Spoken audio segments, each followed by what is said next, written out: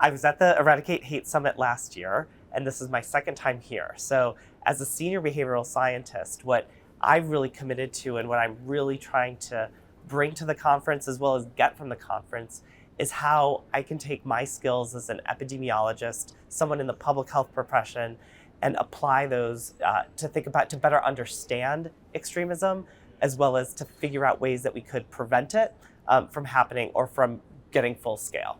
And what to this point has helped you broaden that understanding? Eradicate Hate has been so great because we have so many representatives from different fields coming together. And it's through that multidisciplinary approach, all of whom are kind of focused on the same goal, which is eradicating hate. I can learn so much. There's only so much you can learn by talking to other people in the public health profession or other people that you work with on a day-to-day basis. So bringing in leaders, thought leaders, political advocates, advocates themselves, nonprofit leaders together to hear their perspectives, to hear what they have learned, to hear what they are seeing, and then apply that to the research and build collaborations with them so that you can really push the envelope in your research, in my case, so that we can better further this goal of understanding and prevention. From your perspective, RAJEEV, where is more research needed within this arena of hate-fueled extremism? I think the question is, where is research not needed in this area of hate-filled extremism? We need research, epidemiological research, to understand how prevalent it is. So how prevalent are extremist thoughts? How prevalent how common is it that people are harboring weapons and planning to use them? So that's just understanding the magnitude of the problem. But I also think we need research to understand who's at risk for developing these thoughts, whether that's individual vulnerabilities, whether it has to do with where they live, whether has to do with conditions that they were of their upbringing. But then I think we need to start testing strategies for prevention. So at Eradicate Hate, you'll hear all about these strategies that people are using to try to prevent extremism. And I'm really encouraged because we're seeing more and more science being used to evaluate those efforts to see, well, we showed that by implementing this, we were able to achieve, this goal or that goal. That's really exciting for me as an epidemiologist.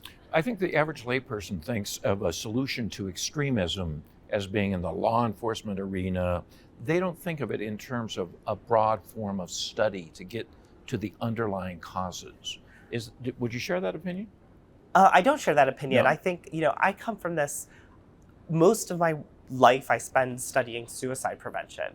And if we only rely on intervening at that point of crisis, we're only getting the tip of the iceberg. We're only getting the people who are really at risk, who already are thinking about killing themselves and may have bought a firearm to do it, or maybe have thought of how they're going to do it. What we need, and that would be the law enforcement approach for preventing extremism, once people have thoughts, once people have made a plan. But how do we stop people from even succumbing to these thoughts of hatred or violence? So that's where you need prevention. That's where you need to start early. We need to start in the homes. We need to start in schools. We need to start in the community so that people never develop those thoughts. How difficult is it to conduct that kind of research, both in terms of how you do it and in terms of funding?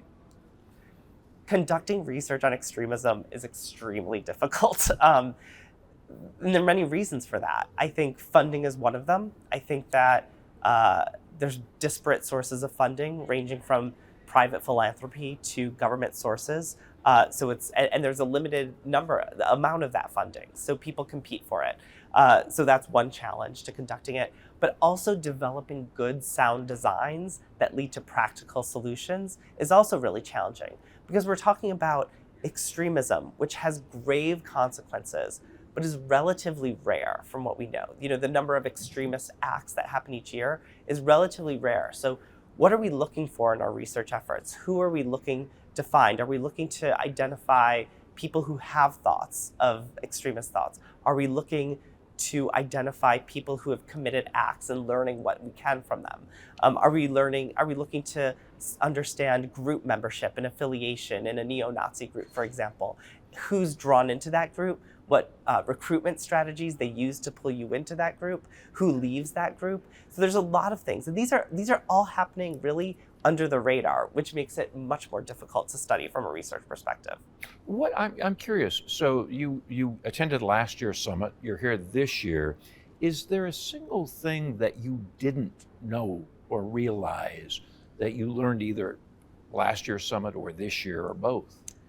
I think that the biggest, the most informative thing for me, and which Eradicate Hate does so well, is include the voices of people with lived experience. So, today, for example, we heard people who were personally affected by the mass shooting in Buffalo, New York, at the Tops Friendly Market. And it's hearing their stories, hearing how they have responded, how their community has responded. I think that that's really been always, both last year and this year, that's been the most informative for me and the most heartfelt, because it's through those experiences and hearing those stories that I can really start developing hypotheses, I can start developing theories, but I can also it helps take that research out of the ivory tower and say, this has real practical Puts a human implications. face on it. Yeah, to put a human face on it, exactly. Rajeev, thank you very much for taking the time to talk to us. Thank you.